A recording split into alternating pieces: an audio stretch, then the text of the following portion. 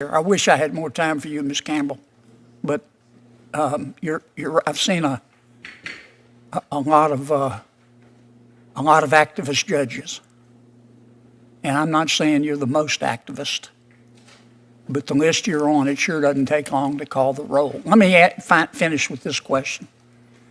I'm going to end as I began, Judge Lopez. You have more sympathy for criminals than victims, don't you? Do you know Micah Smith? Michael Smith, Senator? Micah, M-I-C-H. I don't believe I know a Micah Smith, Senator, no. Okay.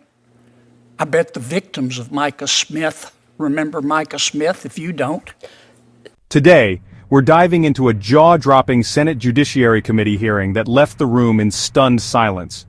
Senator John Kennedy grilled one of his judicial nominees in a way that had people questioning everything about the nominee's past rulings and judgments. From controversial sentencing decisions to her defense of those actions, this exchange is one for the history books. Trust me, you're going to want to see this. Senator Kennedy wasted no time. He came in prepared, armed with specific cases from the nominee's past. His opening question set the tone. You have more sympathy for the criminal than the victim, don't you? Senator, I worked on behalf of victims of crime zealously as a prosecutor. As a judge, I listened carefully to understand impact on victims, and I have always take that into account. Do you know Micah Smith? Michael Smith, Senator? Micah, M-I-C-H. I don't believe I know a Micah Smith, Senator, no. Okay. I bet the victims of Micah Smith remember Micah Smith if you don't. Senator, there was a defendant I sentenced named Michael Smith. Mr. Smith molested a 4-year-old girl, didn't he? Senator, he was convicted after trial of unlawful sexual contact under Maine law. That's a nice way of putting it. That was the charge, Senator. Right. Mr. Smith molested a 9-year-old girl, didn't he? Senator, again, he was convicted of unlawful sexual contact against 2 children. In that case, I did impose the sentence the state requested. And where I come from, we call that sexual abuse. You can pretty it up all you want to, Judge. This is what you said at Mr. Micah's sentencing. These are your words, not mine. What I can say, you said, is that this is a very tragic situation of a person who has a lot of good in him. A lot of good in him. Having done a very reprehensible thing to 2 young children causing extreme damage. Did I read that correctly?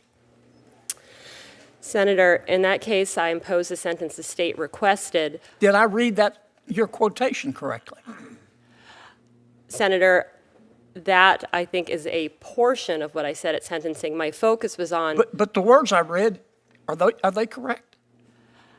That's what was reported in the paper, Senator. I have not seen a transcript of the sentencing. I bet the victims remember, Judge.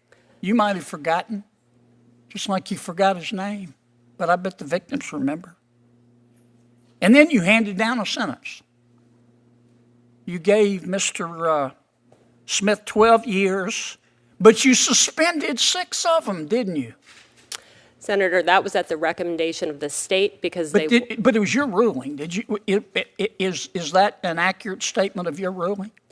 Senator, I accepted the state's recommendation that 6 years should be suspended so that Mr. Smith would be required to participate in sex offender treatment.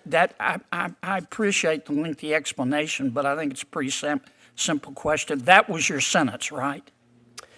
Yes, I imposed the sentence the state requested in that case. Are you familiar with the Bangor Daily News? I am the Bangor Daily News, Senator. Right. Did you read the article they wrote, quote, light sentences send a message that domestic violence does not matter, end quote. You remember that article? I have read it, Senator. I believe it mischaracterizes a case that is That article was about you, wasn't it? My recollection, Senator, is that it described several different cases. The case that I worked on that was described there, the defendant in that case was acquitted by a jury of the most serious conduct, and that was not reflected in that article. And So the newspaper got it wrong.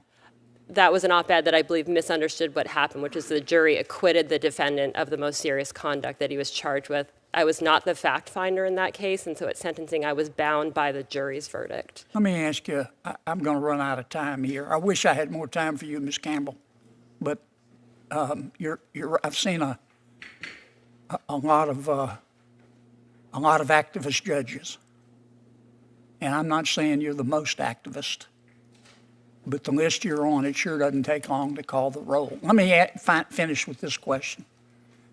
I'm going to end as I began, Judge Lopez. You have more sympathy for criminals than victims, don't you?